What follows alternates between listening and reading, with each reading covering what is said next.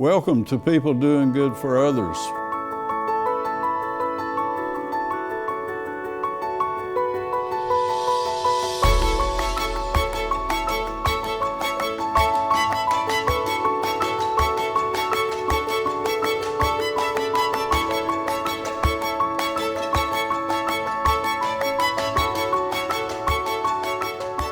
Welcome to People Doing Good for Others, where we praise and celebrate and honor dear friends who are truly making significant contributions in our communities. Thank you for being with us today, and I want to thank Wilkes Communications, River Street Network, and WIFM for this opportunity. I'm Gary York, and again, thank you for joining us. My featured guest today is Mr. Rodney Graham. He's the principal at Central Wilkes Middle School, a longtime educator and a person who's significantly involved in his church and music there. And we're grateful that he would join us today. So good morning to you, my friend, Rodney Graham, and tell us about your love of music and how that might have happened. All right. Well, good morning, Mr. York, and thanks for having me. My love for music started when I was a young boy.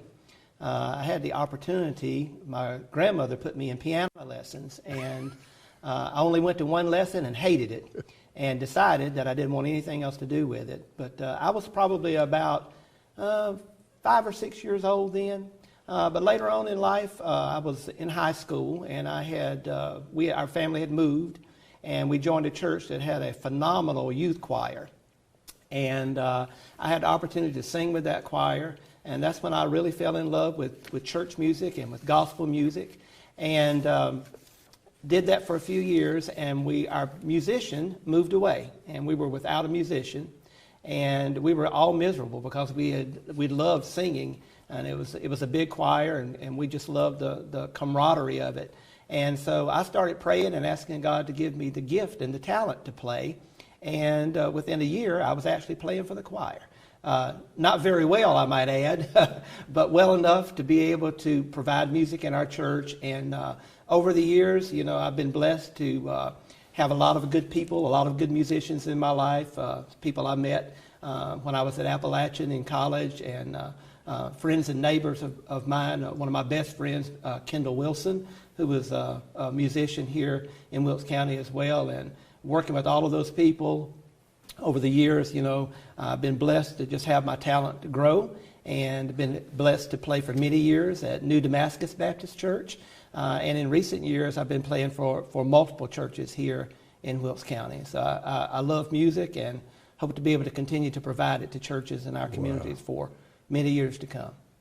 And later this afternoon, you're going to be helping a group in Winston-Salem. Tell us about that. That is correct. The pastor of one of the churches that I've played for had a relative that passed away, and unfortunately, but her homegoing service is today, and we're going to celebrate with music with the choir from that church, and I'll be helping them with their music this afternoon. You said homegoing. I like that.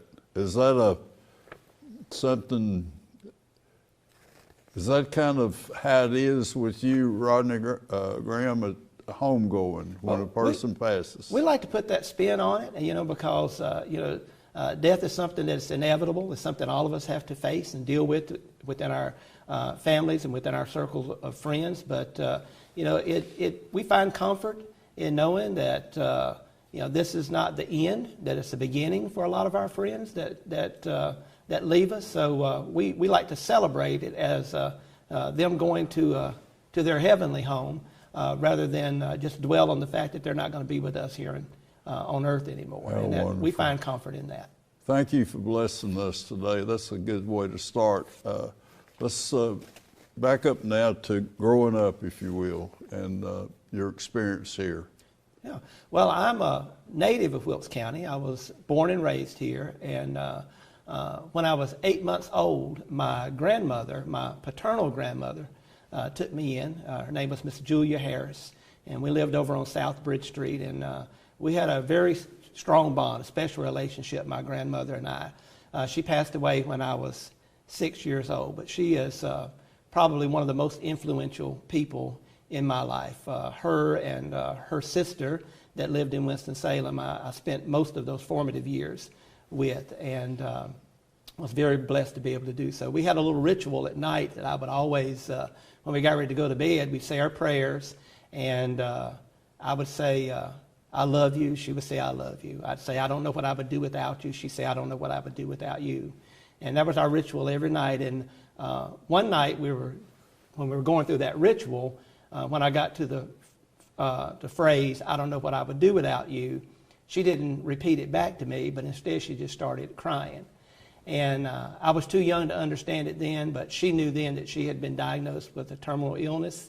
And it wasn't long after that I lost my grandmother, and actually moved back in with my mom. And at that time I had 6 other siblings living with my mom. So it was a big cultural change for me, from living with my grandmother and her sister, sometimes in Winston-Salem, to living with my mom and my stepdad and my 6 other siblings here in Wilkes County. But I'm very grateful for that foundation that I had with my grandmother and with my aunt, who were very tough. They weren't easy on me. They were very tough, and they had high expectations. But high expectations. Very high expectations. I mean, they made me, I was reading before I ever went to school, and telling time, and all of those things. And they're the ones that really instilled within me how important it was to get a good education. I think that most of the hopes and dreams that I developed in my life were developed in those formative years, because my great aunt was a business lady, and she owned a lot of real estate and property in Winston-Salem, and she was a very successful business lady. So I got to see that side of it. Very different life when I moved back in with my mom and my stepdad and my siblings, because to say that we were in poverty is an understatement. It was a very, very tough time. Very tough time living with them. But there were some things that I learned and that was instilled within me in those formative years that I carried with me, and I think it helped me be resilient. We read a book at our school a few years ago and did a book study. It was called Fostering Resilient Learners. And a lot of that book had to do with understanding something called an ACEs score, Adverse Childhood Experiences. And so when I took that little quiz, I learned that I had a very high ACEs score, and that I really wasn't supposed to make it, okay? Resilient. The premise of that book is that there's people in your life that can help you build up that resilience and be able to overcome those adverse experiences, and to be able to have a very different outcome. So that's what I really believe I've got in those formative years, because I've always had in my mind things that I wanted to do, things that I wanted to accomplish. Goals. Always. Always. Yes. Wow. So you started with your grandmother, and she kind of gave you a kind of a head start on things. Absolutely. Wow. Absolutely. Move on, Rodney, if you will, Mr. Graham, to high school maybe, and then your dreams are changing, and where are we then, if you will? I loved high school. I played in the band. There again, my love for music comes in there. I played in the band in high school, and really enjoyed it. Had a great high school experience. But at that point in time, going to college was nothing that anyone in my family had ever done, and it wasn't on my radar. I had started working 12 years old. I got my first job. I worked for a lady by the name of Miss Kate Finley. She lived up on East Street. And I would go there on Saturdays and work for $1.25 an hour doing yard work. And in the wintertime, I would do work inside the house for her. And when I turned 15, I got my worker's permit, and I went to work for Ray's King Burger, worked for Brock for a while. So some summers I'd hold 2 and 3 jobs. So I'd always, from a very young age, understood the importance of working hard, trying to make money. I knew if I wanted to have nice things, it was going to be up to me, because my parents, they had 6 other children, and there's a lot they were not able to provide. So working hard and having my own money was very important to me. And so my mindset at that time was, I can work my way into management at Ray's King Burger and make a good living for myself. But one day, right after an English class, I had My teacher at that time, her name was Miss Faye Irwin. She was a longtime educator in Wilkes County as well. And she held me back after class, and she asked me about college, and I told her what my plans were, and I hadn't planned to go. And she said, "You are not living up to your potential." Ms. Irwin. Miss Irwin did. And she said, "You can do so much more. You can be so much more." And she convinced me of that. And I went to see the guidance counselor and got signed up to go to Appalachian State University. So the first person in my goodness, family to go to college. Now, I didn't stay. I want to clarify that. I only stayed till spring break because I wasn't used to being broke. Okay, and so I couldn't work and go to college too, and I didn't like not having money. So I came home on spring break and joined the military. One of the best things I ever did. A great experience. I was in the military for 3 years. I worked on telephone equipment. That's when I really got into electronics. I took a few computer courses. When I got out of the military, I moved home, worked for Lowe's companies for a little while installing computers, but eventually ended up at Northwestern Bank, which was a great experience for me. I went to work there. I call it a glorified factory job is what I had because I worked in the computer room, and I would hang those reel-to-reel tapes on those big tape machines, those big IBM tape machines. And that's what I did all day. Hang a tape, take one down, hang one up, take one down. So that's why I call it a glorified factory job. But when I wasn't hanging tapes, I would go around and I would see everyone else's job in the computer room. And so I made it a point to try to learn everyone else's job. And I did that for a year. And apparently, the people up on the front hall must have saw something in me because they came to me one day and said, "We're going to start a new department, and we would like for you to be in charge of that new department." And I said, "Oh, that sounds great. What is it?" They said, "Well, we have this thing that we're going to start using for our customers called an automated teller machine." All right, an ATM. Yes, the very first one in Wilkes County was Northwestern Bank, and it was on our campus there. But they said, "Your job is to monitor these machines, and if they run out of cash or if they have a jam, you dispatch somebody to go work on them." And so I started in that department, very small, did that for 5 years. I ended up being the supervisor in that department. And we grew, of course, because our number of teller machines grew. And then First Union, remember, bought Northwestern Bank. Yeah. And in that transition, I was approached again by management, and they said, "We need you to head this project to change out all of Northwestern's equipment to match First Union." Sure. And so I came off my regular job. I finished 30 days ahead of schedule and several $1,000s under budget.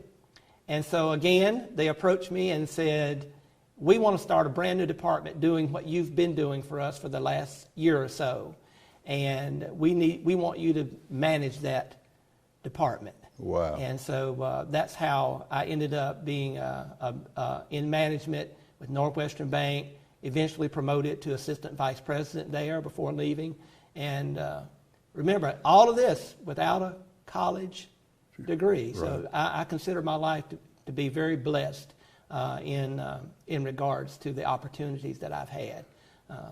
Rodney Graham, I want to back up and let's make sure that such an intriguing, interesting life you've had.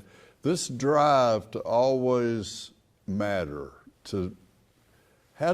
was it, back up and tell us how you chose that direction rather than maybe less than. Was it Ms. Irwin, or what was this thing about I always want to be, if you will?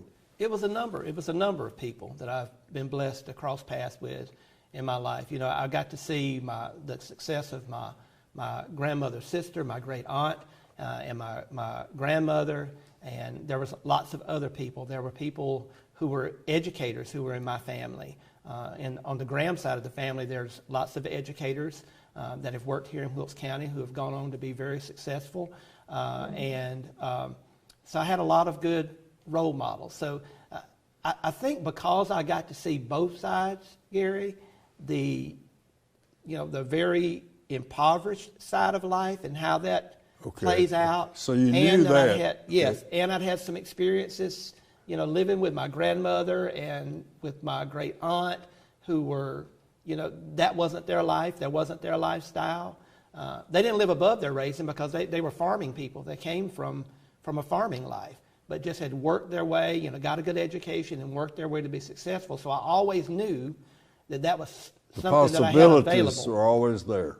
Yes. All you had to do is do your part. Yeah. And I said as a young boy, one day I was just standing out by our house, and there were some things in life I wanted, and, you know, I just named off those things that I wanted, you know. I prayed and asked God for some things that I wanted in my life. And everything that I've asked for I've gotten it and more. And more. And more, yes. Wow. Yeah. Rodney Graham is the principal at Central Wilkes Middle School, and he's an accomplished musician. A lot of that self-taught, I get. Do you read music? Can I ask that? I read a little because I played in band, but I play mostly by Wilkes ear. Central, you were in the band? Yes. Okay. So let's, this transition from the banking, didn't we go back to school then? Well, that came a little later. I actually, when the bank offered me an opportunity to move to Charlotte, I opted not to move to Charlotte. And at the time, I had been, you know, I like to work and earn money, so I'd had a little side job or business. I was selling cookware. Tell us about that. I was selling cookware on the side, and it was going into people's homes, and I was demonstrating the cookware and selling the cookware. And I'd done that part-time for about 3 years, and I was making a pretty good Now, how'd you get into living doing that. Actually, my wife got invited to a cookware party, and I didn't want to go, and she told me I had to. And so I said, we're not buying anything, and we're not having a party. Well, I ended up buying the cookware and having a party and going to work. So, but yeah, the guy that did that party offered us the opportunity, and I saw a way that we could make some extra money and do it on my own time. And we did that for about 3 years. It's making pretty good money. So when the bank asked me to move to Charlotte, and I really didn't want to uproot my family. I had my oldest daughter at that time would have been in middle school. Didn't want to uproot her, and we just decided that we were selling enough cookware part-time that if we were to go full-time and get our own franchise, that financially we would be okay. And so that's what I did. Can you give us some sales techniques or things that you really you must have mastered to get in the door? Help us with that a little bit. Well, I don't know if it's so much about technique. You know, I read a lot of the sales books when I first got started. I read Zig Ziglar's Secrets of Closing the Sale and all of that, and that was helpful. But I think the big part of our success in cookware was that I had a product that we really believed in. It was a good product. It had a great company that stood behind the product. The product had a lifetime guarantee. There were lots of health benefits to owning that product. So it was easy for me to talk to other people about it. I believed in it, and I believed that every time someone bought a set of cookware for me, that them and their family were better off. And so that drove that success. We did very well in the cookware business. My first year as a dealer, we exceeded the annual goal for the company. We won a free trip to Hawaii, which I'd always promised my wife I was going to take her to Hawaii, so we won that trip free, 10 days in Hawaii. I won the company's diamond ring that year.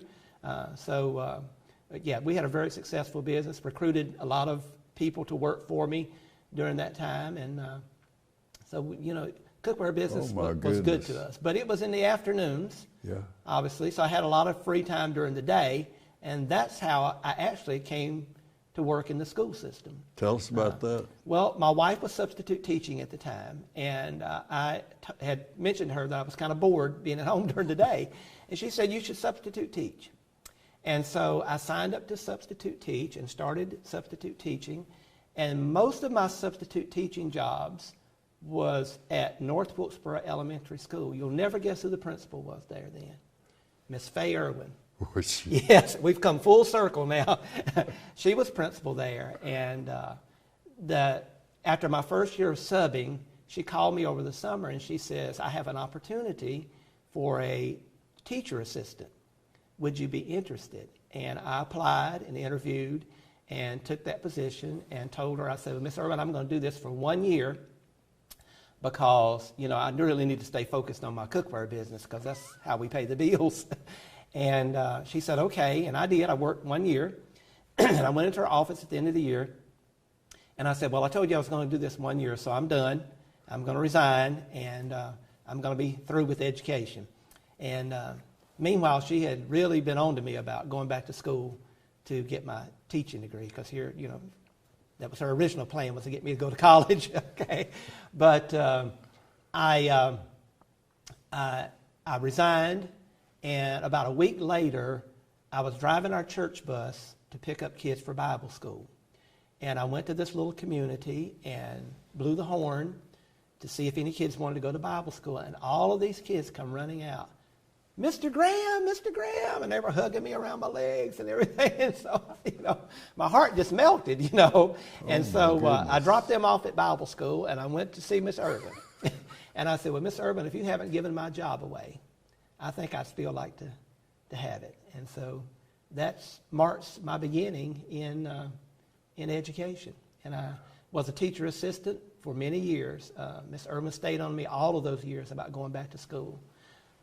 But finally, I decided one day that if I'm going to do this until I retire, I should probably go back and get my teaching license. And so I did. I went back. I started very slow at Wilkes Community College, which I tell people is the best kept secret in Wilkes County. Absolutely loved Wilkes Community College. Went there, great experience there, great educators, great instructors there.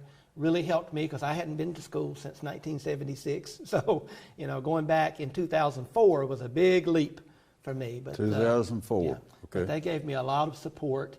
And then I did Wilkes Community College for my associate degree. Right after that, I enrolled with Lees McRae. Mm-hmm. And I did the distance learning thing with Lees McRae at Surrey Community College. And in 2009, earned my bachelor's degree. Graduated summa cum laude. Did you? Not bad for a guy who hadn't been in school since 1976. Okay, but very proud of that because I worked really hard, And all that time, I'm still being a teacher assistant.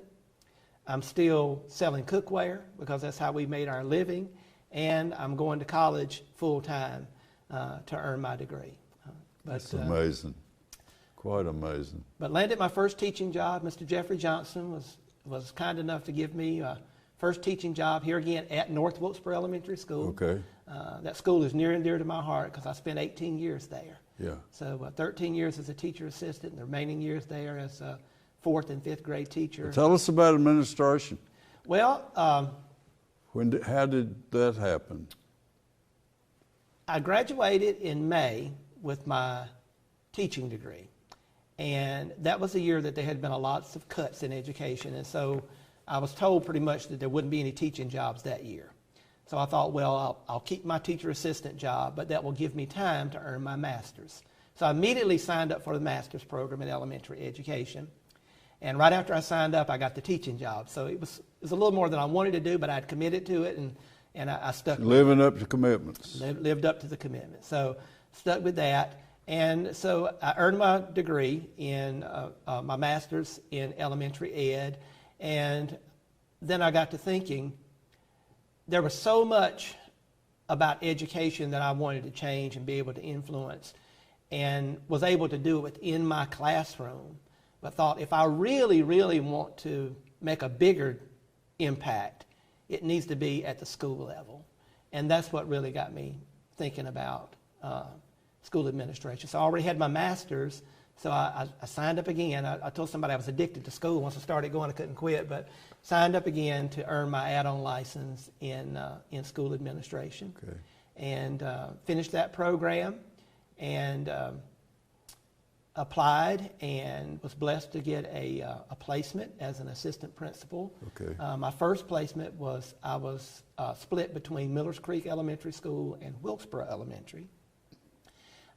Did that for 1 year, and then I was placed at West Wilkes High School. Awesome experience there. Never thought I'd ever want to be at a high school because all my experience was in elementary, but was assigned to West Wilkes with Mr. Wayne Shepard, great mentor. Sure. to me and helped influence a lot of what I think has made me a good administrator. But one of the best experiences I've had in the years I've been in education. And so I was at Wilkesboro for 4 years, awesome experience there, great educators there, great community support from that school. And so then Mr. Bird came to see me one day and gave me the opportunity to go to Central Middle School where I'm proud to serve now. Okay. Mr. Graham, in my experience with you and at Central, there's a unique feeling there about where you have a special needs playground, you have Jeff Atwell, you have just an incredible number of unique, just valuable assets there that, what is that about your school? What is the, every time I look, I see something that I'm saying, wow, look at this. Yeah. Yeah. There's so many great things going on at Central Middle School. It's hard for me to even know where to begin.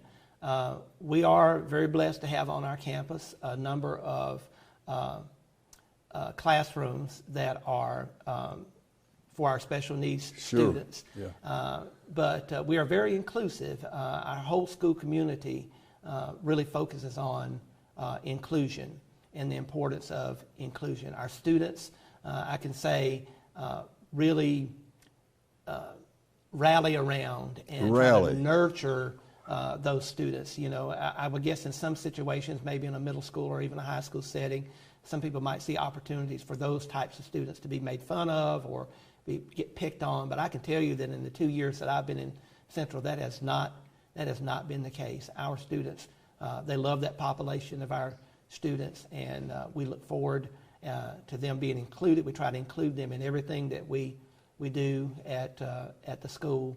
One of the highlights of my day is when one of our classrooms, a lot of our students who are not mobile, they're in wheelchairs or have to have assistance to be mobile, and they make their trek kind of like a parade around the school every day to greet people and things of that nature. So always when they come by my office, that's the highlight of my day, to see them smile and wave. So just this make parade eye contact. happens every day? It's every day, because part of some of the skills that they're working on is those interpersonal skills, being able to make eye contact with people, or be able to wave and greet people, or be able to respond to, even though they may be nonverbal, they're able to smile. Exactly. Wow. Yeah. Okay. That's it. We're a Lighthouse Covey school.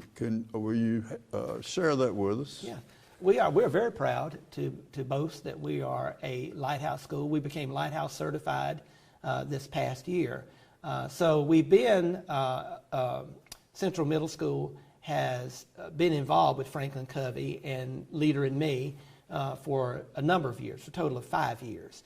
And so for people who really don't know a lot about that, it's really just a framework. It's a framework that's kind of centers around the idea that if you can get students to see things differently, to see things in a different light, in other words, change their thinking or change their paradigms, then they will do things differently.